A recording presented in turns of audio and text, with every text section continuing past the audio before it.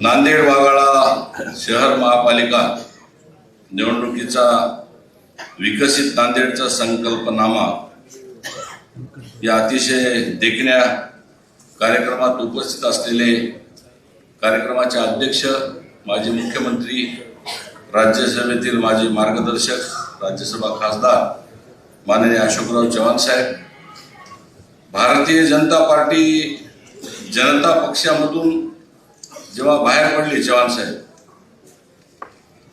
भाजपचा जेव्हा जन्म झाला तेवढं वय असलेले या ठिकाणी उपस्थित असलेले जाहीरनाम्याचे महाराष्ट्राचे प्रमुख माननीय माधवजी भंडारी यांचं टाळ्या वाजवून सगळ्यांनी स्वागत करा. माननीय आमदार श्रीजयाताई चव्हाण, माननीय माझे मार्गदर्शक बाळासाहेब पांडे, माजी मंत्री डी.पी. सावंत साहेब, अमरभाऊ राजूरकर, संतुकरावजी हंबर्डे, किशोरजी देशमुख, प्रवीणजी साले, दिलीपजी कंदकुर्ते, चैतन्य बापू देशमुख, संतोषजी पांडागळे, किशोरजी स्वामी, उमेशजी पवळे, शशिकांतजी क्षीरसागर. खरं तर या सगळ्या मंडळींच्या उपस्थितीत सगळ्यांच्या मार्गदर्शनाने हा जाहीरनामा तर झालायच, त्यासोबत आमच्या सर्व उमेदवारांना, ज्या ज्या उमेदवारांना तिकीट मिळाले त्यांचं देखील टाळ्याच्या कडकडाटात सगळ्यांनी अभिनंदन करावं. आमचे खरे लढवय शिरेदार हे सगळेजण या ठिकाणी उपस्थित आहेत. त्याहीपेक्षा ज्या आमच्या सर्व कार्यकर्त्यांना ज्यांना तिकीट मिळाले नाही, परंतु तरी पण ते भारतीय जनता पार्टीवर श्रद्धा ठेवून निष्ठेने भारतीय जनता पार्टीमध्ये आज इथे राहून भाजपचा कमळाचा झेंडा खांद्यावर घेऊन महापालिकेच्या लढाईसाठी स्वतःचा त्याग आणि समर्पण करणाऱ्या सर्व कार्यकर्त्यांचं पण टाळ्या वाजवून तेवढ्याच पद्धतीने अभिनंदन करावं. खरं तर माधवजी, आपण या कार्यक्रमाला आलात. चव्हाण साहेबांची अतिशय चांगली संकल्पना, एक तर तुम्हाला उपस्थित करणे आणि इंदोरच्या महापौरांना उपस्थित करणे, याला एक विजन म्हणतात. माधवजींचा परिचय अख्ख्या महाराष्ट्राला नाही, भारताला आहे. गुरु गोविंद सिंगांच्या स्टेडियमवरती नरेंद्र मोदींची सभा असताना मी आणि बापू आणि प्रवीण आम्ही तिघही त्या सभेचे प्रमुख होतो आणि अथांग जनसागर समोर होता. आणि त्यावेळेस मोदीजींनी सभा करून बाहेर निघताना त्या सभेचे प्रमुख माधवजी भंडारी होते. आणि जेव्हा जनसागरातून बाहेर पडत असताना सगळी सभेवरची, व्यासपीठावरची जी गर्दी मोदींच्या भोवती खूप कोंडाळा करून उभी होती. माधवजी हे नेहमीप्रमाणेच कार्यकर्त्यासारखे बाजूला बसून होते. सभा सगळी माधवजींनी केली होती, पण मोदीजींनी एकदम कोपऱ्यात बसलेल्या माधवजी भंडारींकडे हाक मारली. अरे माधवजी का व्हा, म्हणजे सगळ्यांना सोडलं आणि माधवजींना बोलवलं. त्या मोदीजींचं करावं तेवढं कौतुक कमी आणि आमच्या माधवजींचं करावं तेवढं कौतुक कमी, कारण माधवजींनी ती सभा यशस्वी केली हे मोदीजींना माहिती नव्हतं, परंतु नंतर आमच्या सगळ्यांनी सांगितलं, त्यानंतर ते कळालं. त्यांचे साक्षीदार प्रवीण आणि बापू पण इथे आहेत. म्हणजे सगळ्या गर्दीला ओलांडून मोदीजी माधवजींकडे गेले आणि त्यांच्या पाठीवर थाप ठेवून त्यांना प्रेमाने त्यांची साथ घातली, त्यांच्यासोबत चर्चा केली. खरं तर आज इंदोरचे महापौर इथे नाहीयेत चव्हाण साहेब, की तुम्ही जे बोलावलं होतं ते खरं तर एक चांगल्या उद्देशाने त्यांच्या अडचणीमुळे ते येऊ शकले नाही. माधवजींना बोलवणं आणि इंदोरच्या महापौरांना बोलवणं याच्यातच आमच्या जाहीरनाम्याचा संकल्प सिद्ध झालेला आहे. कारण इंदोरचं स्वच्छता आहे, इंदोरची खानपानाची चंगळ आहे, शिक्षणाचं माहेरघर आहे, अहिल्या देवींचे त्या ठिकाणी ती राजधानी होती. खरं तर म्हणजे चव्हाण साहेबांच्या मनामध्ये इंदोर सारखं शहर, जे आज भारतामध्ये नव्हे जगातल्या अनेक पर्यटकांचं आकर्षणाचं जे केंद्र आहे, ते त्या ठिकाणी आपल्या नांदेड शहराला त्या प्रकारचं व्हिजन मिळावं आणि त्या प्रकारचं या ठिकाणी नांदेड शहर व्हावं, ही त्यांची संकल्पना त्यांनी अधोरेखित या ठिकाणी केलेली आहे. खरं तर या ठिकाणी व्यासपीठावरच्या मंडळीसोबत आम्ही आणि चव्हाण साहेब खरं तर खूप अभ्यास केला. 6-7 दिवस 8 दिवस. मला वाटतं मी आता श्रीजयाताईंना विचारलं की चव्हाण साहेबांनी BSc आणि MBA केलं साहेब, पण आपण या 10-15 दिवसामध्ये इतका अभ्यास केलेला मी जवळून पाहिलं. बारीक सारीक प्रत्येक गोष्टीचा अभ्यास केला. म्हणजे माधवजी म्हणजे एखाद्या म्हणजे महाविद्यालयीन जीवनामध्ये आम्ही देखील एवढा अभ्यास केला नसेल, म्हणजे मी स्वतः चव्हाण साहेबाबद्दल म्हणणं झालं, म्हणजे मी स्वतः अभ्यास केला नसेल साहेब. इतका अभ्यास बारकाईने म्हणजे नोट्स लिहून काढणं, म्हणजे प्रत्येक उमेदवाराच्या बाबतीत बारीक सारीक त्याचे सगळे विषय, तो काय करतो, कसा वागतो, समाजात कसा आहे, त्याचं जनतेमध्ये कसं आहे, तो नीतिमत्ता कशी आहे, तो संस्कारित आहे का भारतीय जनता पार्टीमध्ये. आणि इथे सगळ्यात महत्वाचा विषय म्हणजे जुन्या नव्याचा काही वाद नाही. माझी तर सगळ्यांना कळकळीची नम्र विनंती आहे की आता हा सगळा विषय संपलेला आहे आणि चव्हाण साहेब आल्यानंतर ही शक्ती पूर्णपणे ताकदीनं मोठी झालेली आहे. आणि ज्या पद्धतीने अभ्यास करून, ज्या पद्धतीने एक एक माणसाचा म्हणजे रात्री 1:30, 2, 3 वाजेपर्यंत अभ्यास करून ही ज्या पद्धतीने त्यांनी यादी प्रकाशित केली, याच्यामध्ये सगळ्यांचं सामूहिक नेतृत्व असलं, त्याच्यामध्ये सगळ्यात जास्त श्रेय कोणाला असेल तर ते माननीय अशोकराव चव्हाण साहेबांना आहे. त्यांचं खरं तर आपण सगळ्यांनी मनापासून कौतुक केलं.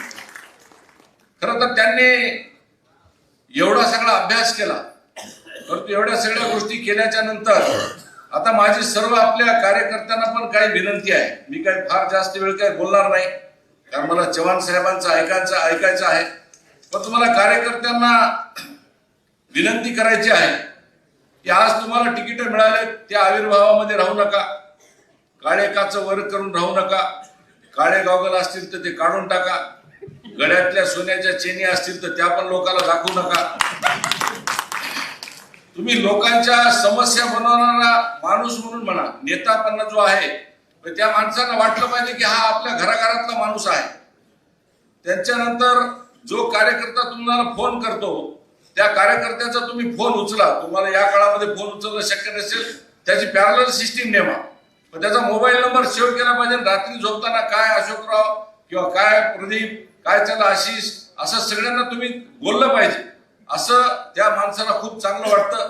हॉस्पिटलमध्ये बेड नाही म्हणून साहेब फोन येतात, तर साहेब अशा वेळेला त्या सर्वसामान्य माणसाला जर समजा आपण एखादा बेड मिळवून दिला तर तुम्हाला सांगतो त्या घरच्या घर तुम्ही जिंकू शकता.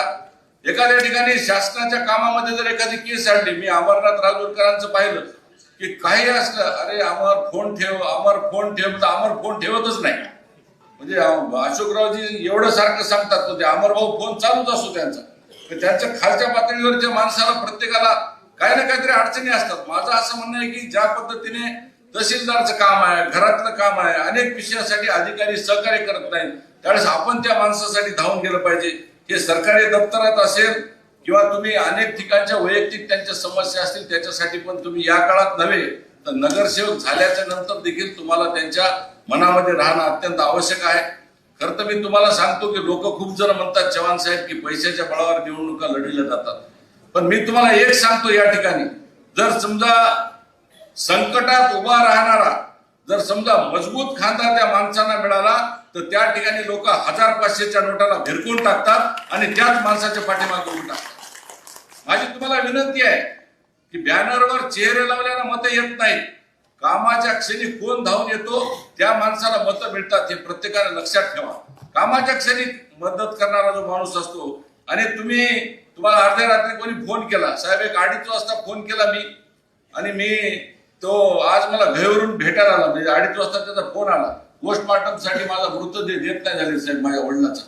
अमरभाऊ हे आपण सगळेजण करतो, पण अशा प्रकारची देखील जाणीव आपण सगळ्यांनी ठेवली पाहिजे, जेणेकरून अशा छोट्या मोठ्या विषयांमध्ये निवडणूक असल्यानंतर हे सगळं काही तुमच्या त्यांना शक्य नाही.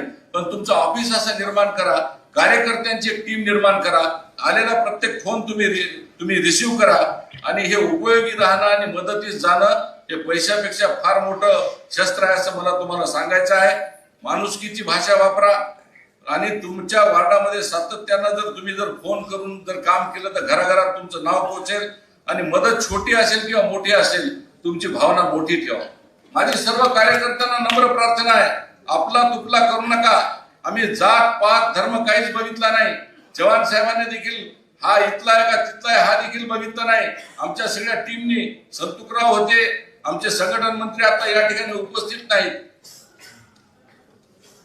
माजी नगराध्यक्ष, महानगराध्यक्ष श्रीजयाताई, आमची सगळी टीम होती. आता मी खरं तर ज्या लोकांचं बलिदान झालंय आणि तरी ते पक्षात आहेत, त्यांचे जर नावं घ्यायला गेलो तर मला भाषण संपणार नाही.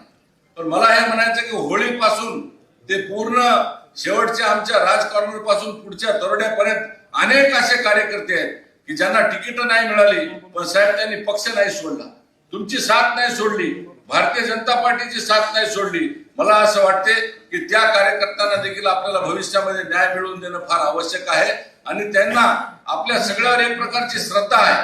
साहेबांनी ज्या पद्धतीने आता आपल्याला सगळ्याला संकल्पनामा दाखवलेला आहे, विजन पण दाखवलेला आहे. मी फक्त 2-3 शब्दामध्ये काही गोष्टी फक्त या ठिकाणी सांगून माझं भाषण आटोपत घेणार आहे. माझे मित्र जाहीरनामा लिहिणारे संतोष पांडागळे यांचं देखील टाळ्या वाजवून सगळ्यांनी स्वागत करावं, कारण त्यांनी देखील मोठं बलिदान पत्करून जाहीरनामा लिहिलेला आहे. खरं आहे, बिचारे म्हणजे माझे मित्र आहेत, क्लासमेट आहेत, पण त्यांनी जाहीरनामा छातीवर धोंडा ठेवून लिहिला, हे कौतुक करावं इतकं कमी आहे काय? बरोबर आहे, चूक आहे? ते सांगणं योग्य नाही.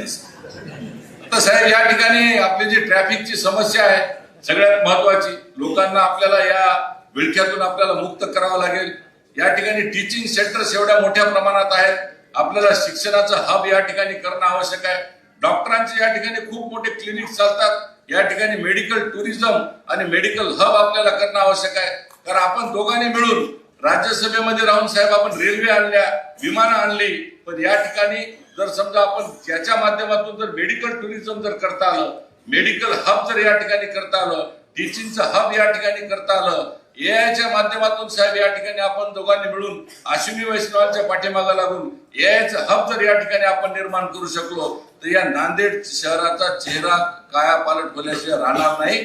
आणि मी तुम्हाला सांगू इच्छितो, हे जर कोण करू शकतं तर मी अशोकराव चव्हाण साहेबांच्या माध्यमातून सांगू इच्छितो की नरेंद्र मोदींच्या नेतृत्वात, देवेंद्र फडणवीसांच्या व्हिजन मध्ये, अशोकराव चव्हाणांच्या नेतृत्वात आपण सगळेजण मिळून हे करू शकतो. त्यामुळे या ठिकाणी गोदावरी नदीची स्वच्छता असेल, गोदावरी नदीच्या बाजूचे आजूबाजूचे घाट असतील, काही ठिकाणी साहेब आपण लंडनला गेलो होतो, त्या ठिकाणी थेम्स नदी देखील गोदावरी नदी जसे नांदेडच्या मधोमध जाते त्या पद्धतीने आपण दोघं फिरलो, त्या ठिकाणी आपण पाहिलं की सायकलिंगचं शहर झालं साहेब, तिथं वाहनं देखील कमी झाली. म्हणजे सायकलिंगचं शहर असलेलं लंडन मी आणि चव्हाण साहेबांनी बघितलं. म्हणजे धूर नाही, प्रदूषण नाही, आपल्या इथलं देखील धूळ नाही, प्रदूषण नाही, अशा प्रकारचे विजन माझ्या मताने चव्हाण साहेबांच्या मनामध्ये अनेक दिवसापासून आहे. या ठिकाणी गुरुद्वारा आहे साहेब, खरं तर गुरु गोविंद सिंगाची पवित्र या ठिकाणी स्थळ आहे, गुरु ग्रंथ साहेबांची या ठिकाणी स्थापना झालेली आहे. भविष्यामध्ये आपण जर समजा याला होली सिटी जर करता आलं आणि नशामुक्त नांदेड करता आलं तर ती सगळ्यात मोठी श्रद्धांजली गुरु गोविंद सिंगांच्यासाठी प्रती राहील असं मला वाटते. या ठिकाणी डॉक्टर लेनचा असेल विषय किंवा पेशंट येणारी अडचण असेल, त्या ठिकाणी देखील मल्टी स्टोरी पार्किंग करून ट्रॅफिकची समस्या आपल्याला सोडवता येईल का? आत्ताच आपण काळेश्वरला जाऊन आलात साहेब, आदरणीय BN चव्हाण साहेबांच्या अस्थि विसर्जन करून आलात. खरं तर माझ्याही कुटुंबाचे आणि त्यांचे खूप जवळचे संबंध होते, पण मी माधवजींना घ्यायला गेलो आणि तुम्ही त्या तिकडे गेलात. खरं तर साहेब त्या काळेश्वरच्या त्या जलाशयाला विदेशी पर्यटक खूप मोठ्या प्रमाणावरती येऊ शकतात. ते पर्यटक त्या जलाशयाच्या मध्ये बोटिंगसाठी आकर्षण करता येतं, जलपर्यटनाची व्यवस्था करता येऊ शकते, गुरुद्वाऱ्याचं दर्शन करता येऊ शकते. आणि आपल्याला सगळ्यात महत्वाचं साहेब, सगळ्यांचा या ठिकाणी जो आहे तो कचरा शून्य केलेलं नांदेड.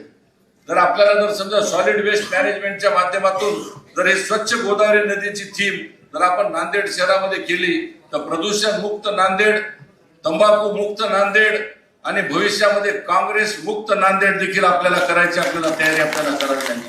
तर ज्या पद्धतीने आपण हे सगळं काही करायला लागलो, एक प्रकारे नांदेड मधल्या तरुणांना व्हिजन देणं, नांदेड मधला हा ऐतिहासिक गुरुद्वारा आंतरराष्ट्रीय दर्जाचं पर्यटन स्थळ बनवणं आणि प्रधानमंत्री मोदीजींच्या माध्यमातून आणि माननीय देवेंद्र फडणवीसांच्या माध्यमातून एक स्मार्ट सिटी, एक चांगल्या प्रकारचं शहर, भविष्यामधले एक दर्जेदार अशा प्रकारचं शहर आपण सगळेजण मिळून या ठिकाणी करूया.